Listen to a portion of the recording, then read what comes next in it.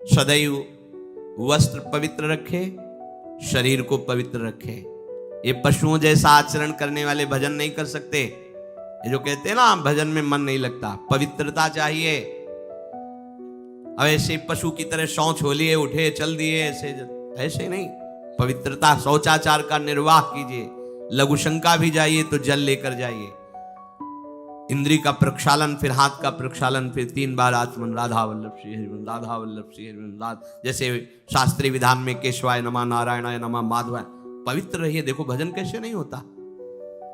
मिट्टी जल आदि से बाह्य शरीर की पवित्रता और छल कपट के त्याग से भीतर की पवित्रता बढ़ती है।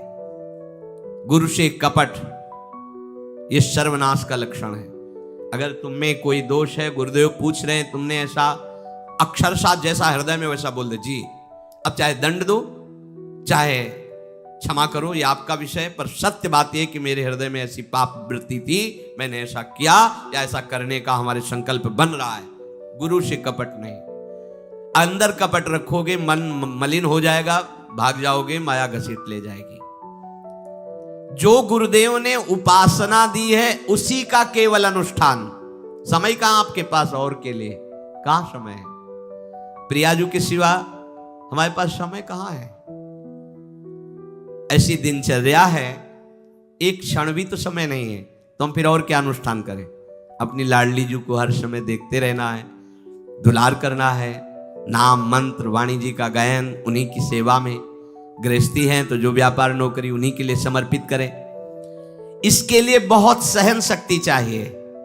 ठंडी गर्मी, मान अपमान, निंदा स्तुति, परिवार वालों की अवहेलना, ये सब मिलेगा इनाम में। इसे सहो चुपचाप, इसके लिए रो मत। कैसे लोग हैं, रो देते हैं, शरीर की प्रतिकूलता में रो देते हैं। अरे आंसू श्री जी के लिए, सिर्फ प्यार में रो श्री जी के, और सब दुख मुस्कुरा के सहना सीखो। मौनम, वाणी को बहुत संभालिए। नाम जप के लिए मौन बहुत आवश्यक है। अगर बार बार थोड़ी थोड़ी देर में बोलते रहेंगे तो एकाग्रता भंग होती रहेगी, नाम में मिठास नहीं अनुभव कर पाएंगे। कभी कभी ऐसा होता है, ये जाम हो जाता है, बोलना भी चाहे तो नहीं बोल पाते, क्योंकि क्रम टूट जाएगा। शाम के समय जैसे किसी से मिलना जुलना नहीं, तो तभी लोग पूछते मौन हो क्या? तो फिर नहीं, मौन नहीं, क्या बात, इशारे समझ लो जो काम, चलो।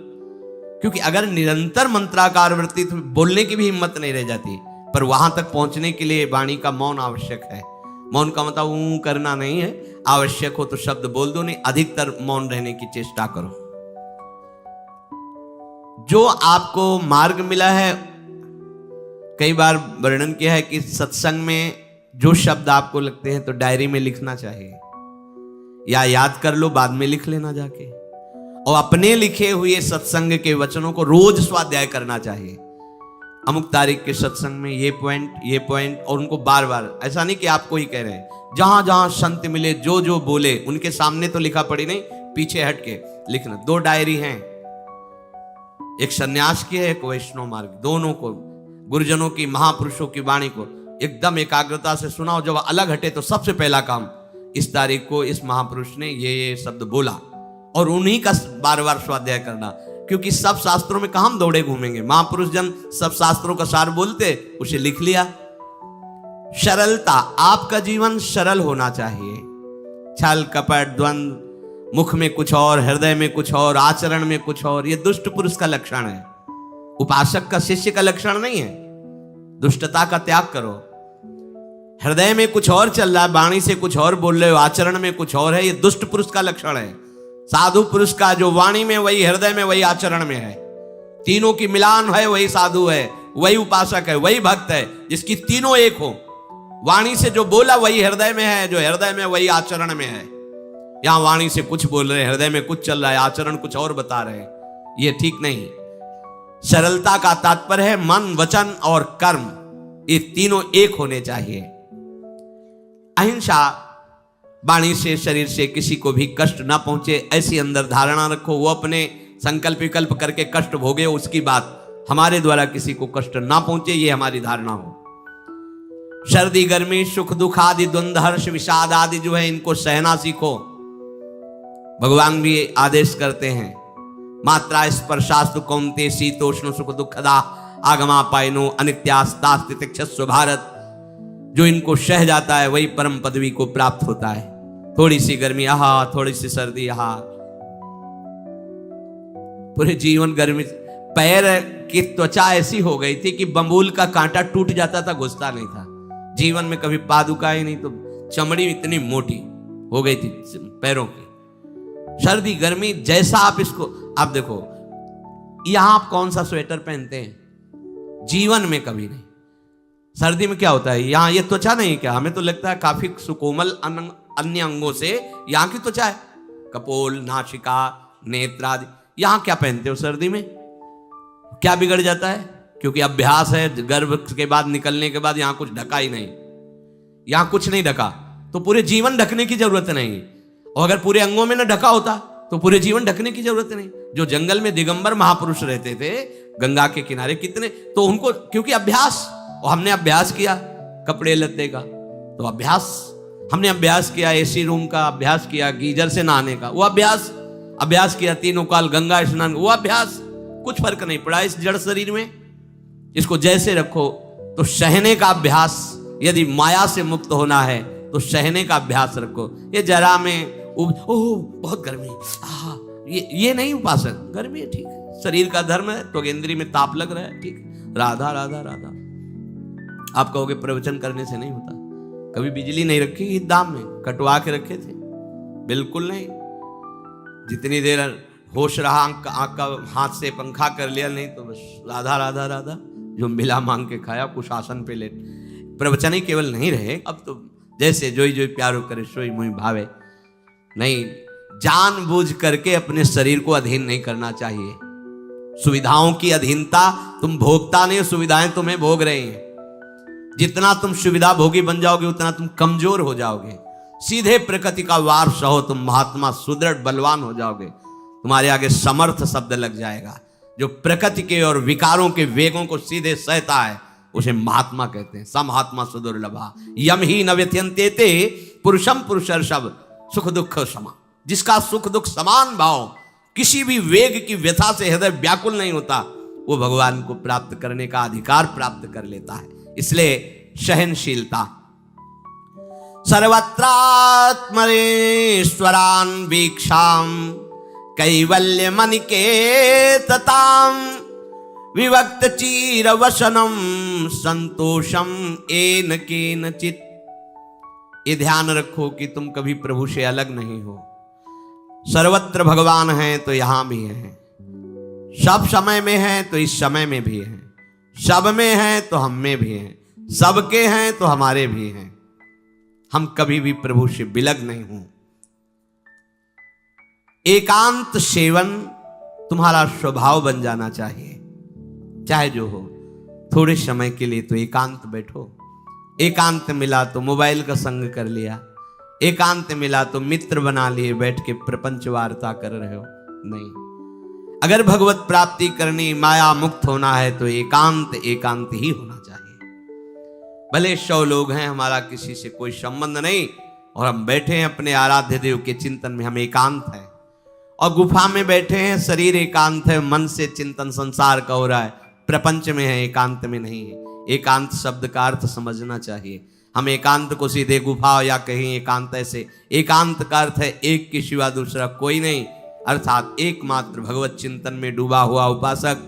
बाजार में बैठा हुआ भी एकांत है, सभा में बैठा हुआ एकांत है, और प्रपंच का चिंतन करने वाला बंद कमरे में भी प्रपंची है, गुफा में भी प्रपंची है। जहां आप रह रहे हो उसे ये मेरा घर है ऐसी भावना का त्याग कर दे। अनिकेत ये भगवान का दिया हुआ वास स्थान है।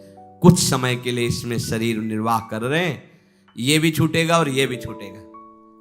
जैसे स्टेशन में बैठा आदमी आराम से, पर वो बैठा इंतजार कर रहा है कि कब हमारी गाड़ी आवे और उस पर हम यात्रा करें। बस ऐसा ही कुछ स्टेशन जैसा विश्राम है। कब मृत्यु आवे, शरीर छूटे, हम प्रिया प्रीतम को प्राप्त हो। ये न मेरा था, न मेरा है, न मेरा रहेगा।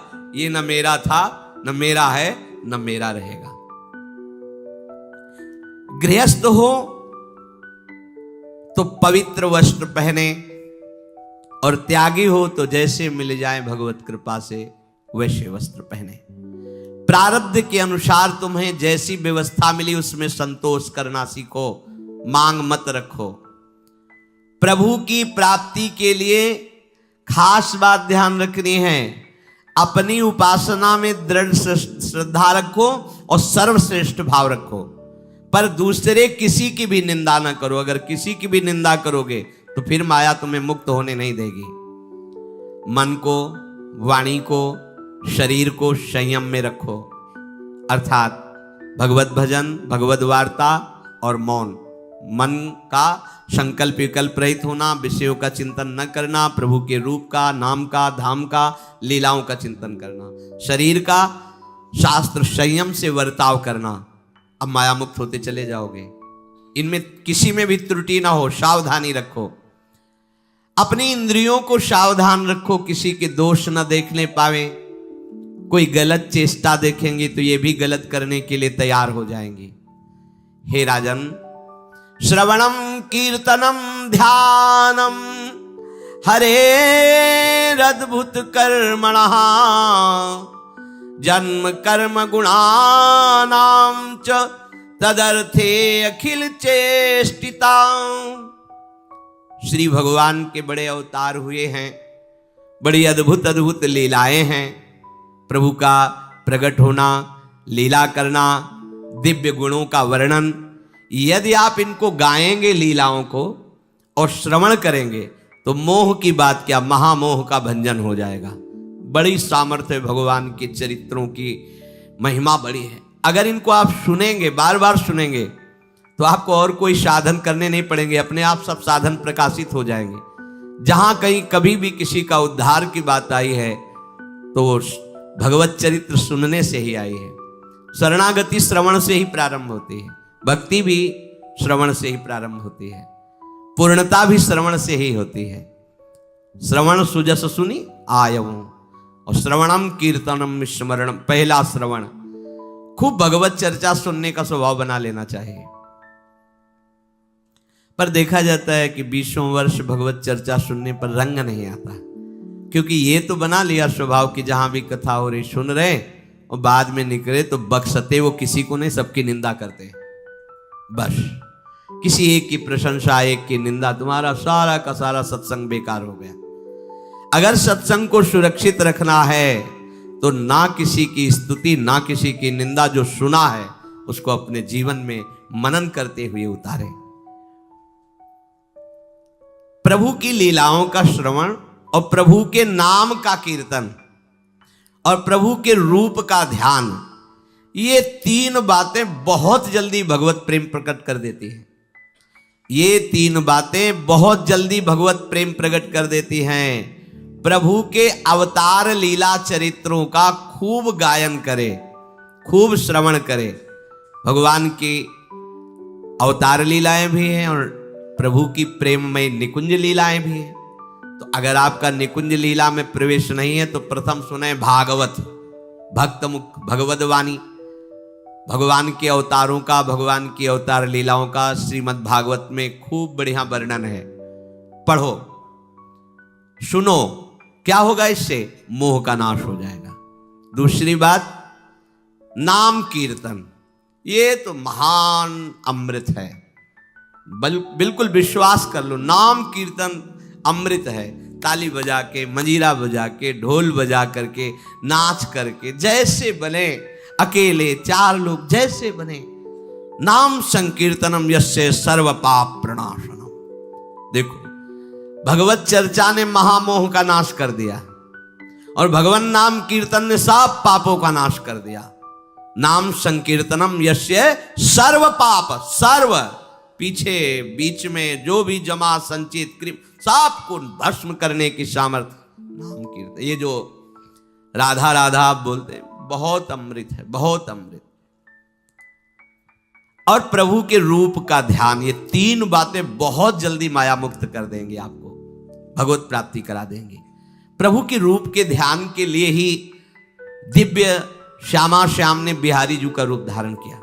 ये किसी मूर्तिकार की रचना नहीं है। श्री राधा रमण जी सरकार, राधा वल्लभ लाल जी महाराज, श्री बांके बिहारी लाल जी महाराज, ये साक्षात प्रगट ठाकुर है। प्रिया प्रीतम हमारी दृष्टि में सामर्थ्य नहीं कि देख सके, वो तो हरिवंश नेत्रों से देखे जाते हैं।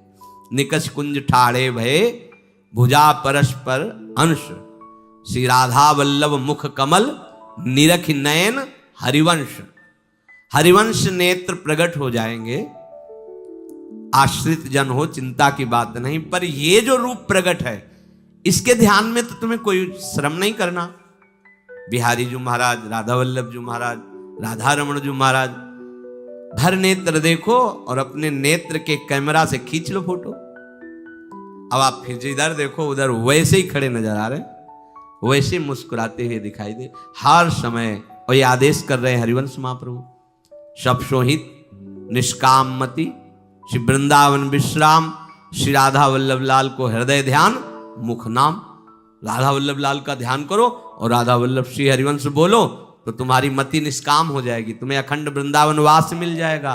प्यारे जो तुम्हें प्यारे लगने लगेंगे।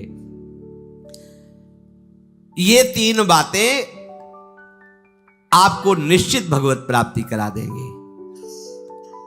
इष्टम दत्तम तपोजप्तम व्रतम यच्चात्मनः प्रियम, दारान श्रुतान गृहान प्राणान यत् परस्मै निवेदनम। जो भी तुम्हारे द्वारा यज्ञ दान तप अथवा जप सदाचार, ये सब प्रभु को अर्पित कर दो, अविनाशी हो जाएगा। प्रभु को अर्पित कर दो जो भी तुम्हारे द्वारा होता है। हे प्रियालाल, आपकी प्रसन्नता के लिए। फिर दोबारा कह रहे हैं, स्त्री पुत्र घर जीवन और अपने प्राणों का मोह त्याग करके, प्राणों का मोह त्याग कर। यहां पूरा समाज वैसे ही सब बैठा है हृदय में। देखो, जिस मार्ग में चलना उसे समझो। अंदर से केवल प्रिया प्रीतम में ही हमारी अहमता ममता होनी चाहिए। प्रभु सच्चिदानंद श्री कृष्ण चंद्र जी को अपना प्राण प्रीतम मानने के लिए ये जितनी जगह आप अपनापन किए हैं समेटना पड़ेगा। सबकी ममता ताग बटोरी, मम पद मन ही बांध बर डोरी। लाडली लाल के लाडले तो कोई बिरले दिखाई देते हैं, प्रिया प्रीतम के जन तो कोई बिरले दिखाई देते हैं। नहीं धन बल, परिवार बल, बुद्धि बल वहीं घसर करके चले जाते हैं। अरे यहां तप बल भी काम नहीं करता, और बल तो जाने दो। यहां हारे को हरे नाम, हार गए, गले पड़ गए। गले पड़ जाओ, बढ़िया इसी जन्म में कल्याण हो जाएगा। गले पड़ जाने का मतलब, जैसे कोई गले पड़ रहा हो तो उसका मतलब समझते हो, मारो पीटो गाली दो भगाओ, नहीं भागे, वो गले पड़ गए। बोले अब क्या करें, गले ही पड़ गए, आप क्या करें। ऐसे ही पूज्य श्री स्वामी राम सुखदास जी महाराज कहते, श्री कृष्ण के गले पड़ जाओ भैया, इसी जन्म में तुम्हारा कल्याण हो। भगवान के गले पड़ जाओ। गले आप तो जैसे भी अब आपके हैं, अब तो हम खूब हल्ला मचा कहेंगे कि राधा वल्लभ लाल के हैं, तुम्हें अपनी इज्जत बचा लियो तो सुधार लो हमें, समझ गए। ये है गले पड़ला। हाँ कहावत, लंबा तिलक लगाएंगे और जय राधा वल्लभ लाल की बोलेंगे। और आपके लायक तो हम हैं नहीं।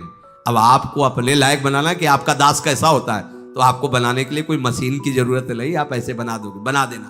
अब आपके गले पड़ गए, आप ही हमारी इज्जत हो, आप ही हमारे जीवन हो। अपनी इज्जत संभालनी हो तो हमें संभाल लेना। वो संभाल लेते हैं। वो मच्छर को ब्रह्मा बना देते हैं, घोर पापी को ब्रह्म ऋषि बना देते हैं। उनके लिए कोई दुर्लभ बात नहीं। पर जब तक अहंकार है तब तक उनकी तरफ से ये प्रोसेस शुरू नहीं होता। जब हार गया और गले पड़ गए, फिर वो बड़े बड़े महात्माओं के द्वारा भी बंदनी हो जाते हैं। यदि इसी जन्म में भगवत प्राप्ति करनी है तो ये काम तो आपको बड़ी जल्दी कर लेना है।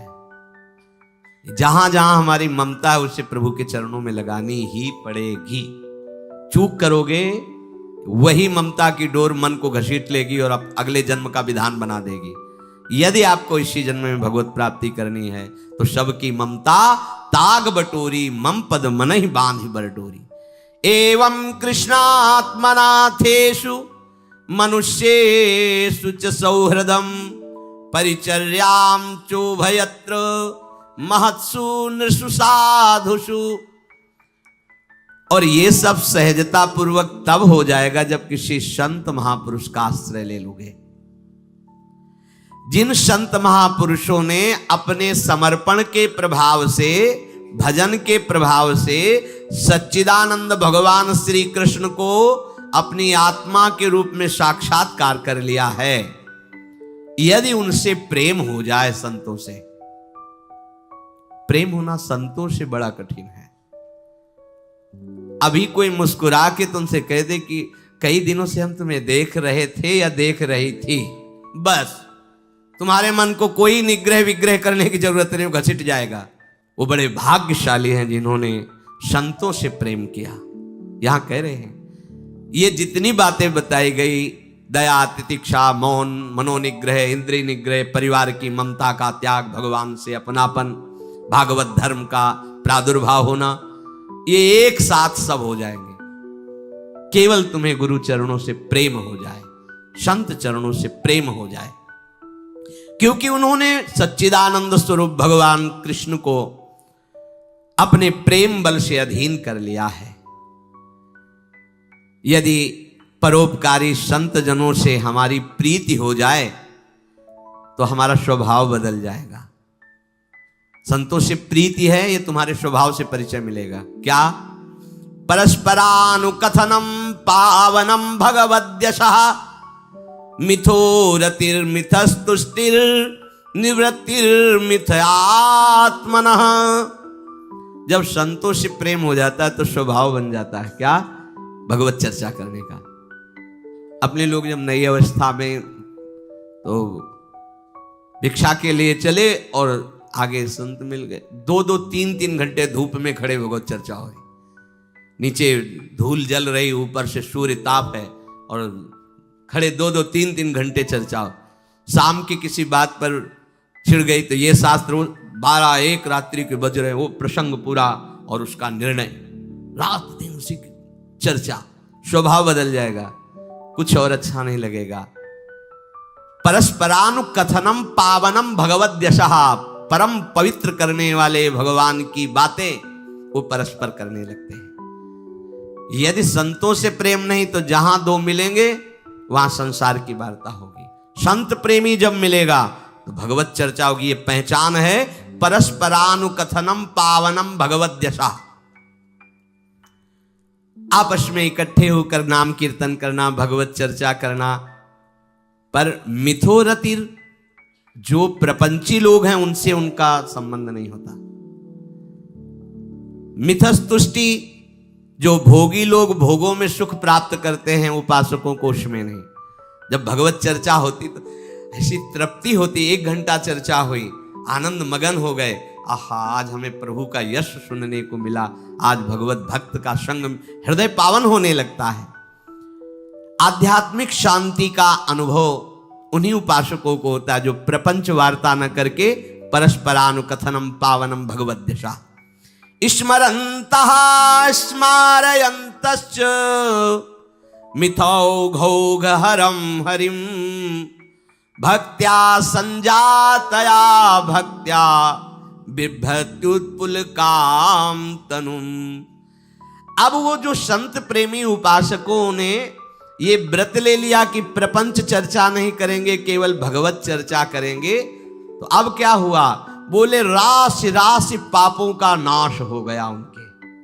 आहा, वो ऐसे श्री कृष्ण स्मरण में रम गए, दूसरों को श्री कृष्ण स्मरण कराना, स्वयं स्मरण में रमना।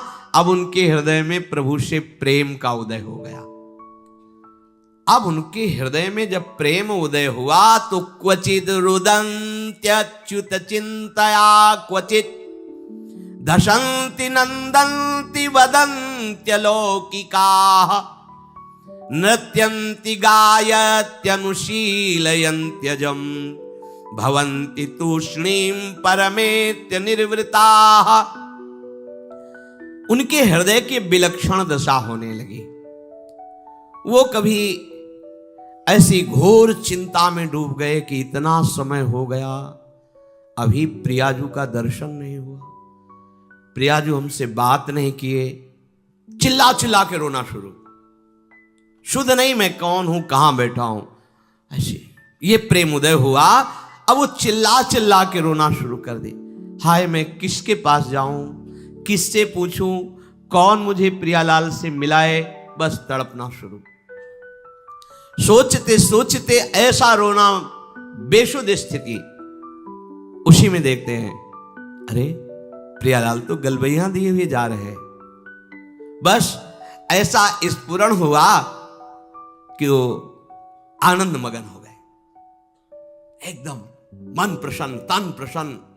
अभी शोकित थे, अभी आनंदित हो गए, और वो इतने आनंद मगन हुए कि लोकातीत होकर बात करने लगे प्रिया जी से। कोई है नहीं सामने, दिखाई नहीं दे रहा अन्य को, लेकिन उनके सामने प्रियालाल उनसे बात कर रहे हैं। सुना सुना करके सुंदर सुंदर पदों का गायन कर रहे हैं, राग आलाप रहे हैं। और राग में कभी ऊंचा नीचा स्वर की बात नहीं है प्रियालाल के लिए। फिर इतने आनंद में भर गए कि नाचने लगे, झूम झूम करके नाच रहे। लोगों को लग रहा है कोई है नहीं सामने, कैसे ना, ओ प्रियालाल सामने। प्रियालाल को देख रहे, प्रियालाल को पद सुना रहे, प्रियालाल के सामने नाच रहे। और कभी कभी अरे वो तो हमें छोड़कर चले गए, फिर चिल्लाकर रोने लगते हैं, खोजने लगते हैं। कभी कभी अरे वो तो मुझे हृदय से लगाए हुए, एकदम शांत समाधिस्थ, ऐसी भाव दशाएं उसकी होने लगती है। तो जो इस प्रकार गुरु की शरण होकर उनकी आज्ञा पालन करते हुए, संत जनों से प्रीति रखते हुए, परस्पर भगवत चर्चा करते हुए, नाम कीर्तन करते हुए, भगवत रूप का ध्यान करते हुए, प्रतिपल प्रभु का चिंतन करते हैं, उनको इस दुरंत माया से पार होने के लिए कोई कठिनता नहीं, वो सहज में पार हो जाते हैं। और पार ही होना है, दूसरा कोई सूत्र नहीं है हमारे पास, कोई अब मंगल का रास्ता नहीं रह गया। ऐसी आग में जलना, जीते जी जल रहे काम क्रोध की आग में, मरते समय मृत्यु, बार बार जन्म मरण, फिर प्रलय, फिर महाप्रलय, फिर जन्म मरण, कब तक चलता रहेगा। अब तो मनुष्य जन्म मिला है, वृंदावन मिल गया है, रसिकों का संग मिल गया, अब तो जीत जाओ बाजी। नहीं तो ध्रुवदास जी कहते हैं बार बार तो बनत नहीं, या संजोग अनूप, मानुष तन वृंदा विपिन, रसिकन संग विरूप, अत्यंत उदार करुणा वरुणालय, स्वामिनी की चरणाश्रय, निरंतर नाम जप, चूको मत, लक्ष्य बना लो। इसी जन्म में हमें भगवत प्राप्ति करनी, ये दृढ़ निश्चय कर लो आप, कोई दूसरी बात नहीं। मुझे इसी जन्म में भगवत प्राप्त करनी ही है, कोई दूसरा रास्ता नहीं है बचने का। बस दूसरा रास्ता रखोगे तो मन फिर फंसा देगा। बस भगवत प्राप्ति करनी, फिर चाहे जैसे बर्ताव करवाओ, प्रभु आप जानो, एक बार हमसे मिलो, एक बार हमें इन द्वंद्वों से मुक्त करो, एक बार इन विकारों की जलन से मुझे ऊपर उठाओ, ये जन्म मरण का चक्र एक बार मिटाओ नाथ, फिर जैसा चाहो वैसा खेलो, ऐसा निश्चय करो। श्री राधा वल्लभ लाल की।